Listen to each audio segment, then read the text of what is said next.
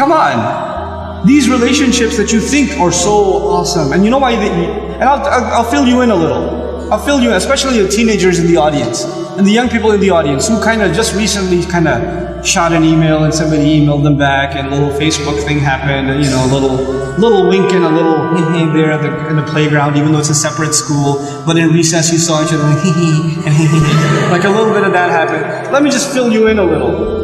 All of this is a product of low self-esteem. You think you're ugly. So if a guy thinks you're cute, you're like, really? I'm beautiful? You have low self-esteem. You think nobody's going to like you, nobody's going to want to marry you, and all of that stuff. And on the other hand, the guy, we don't have good friendships and good relationships, and we're looking for something. And most of the guys, I don't have to tell you what's going on in your head. You and I have ijma' on this issue. The things that go on in our head. There's no reason for me to explain all of that to you.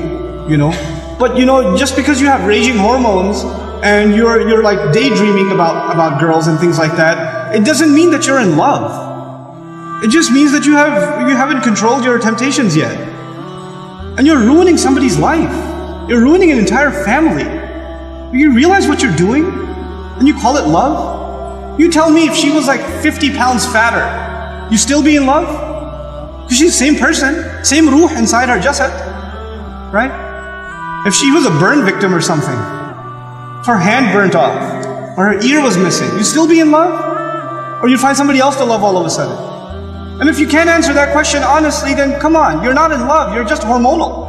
That's all you are, This is what we've done to relationships that are supposed to be beautiful. Marriage is supposed to be a beautiful relationship. It's supposed to be a lifelong relationship.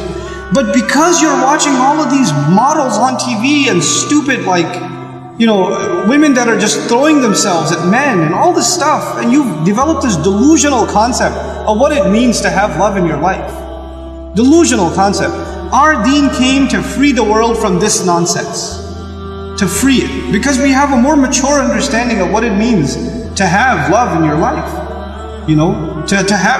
I'm not saying you shouldn't marry someone you like, you should. You should be attracted to your future spouse. All of those things are fine.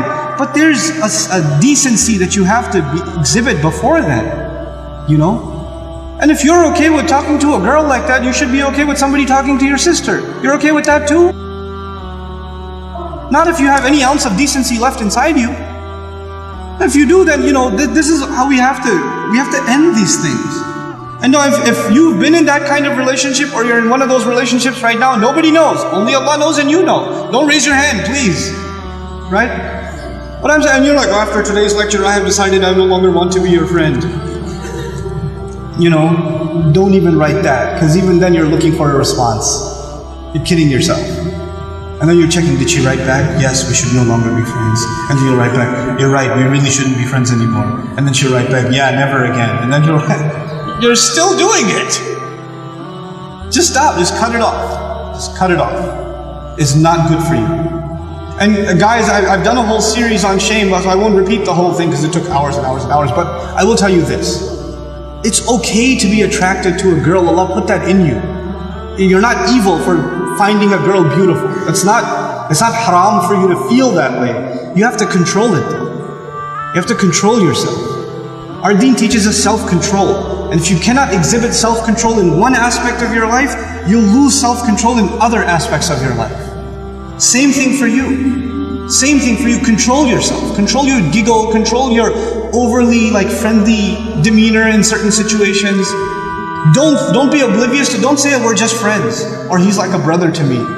If he ain't your brother, he ain't your brother. That's it. That's it. Either he's your brother, you share a mom, or he's not. And that's the end of it.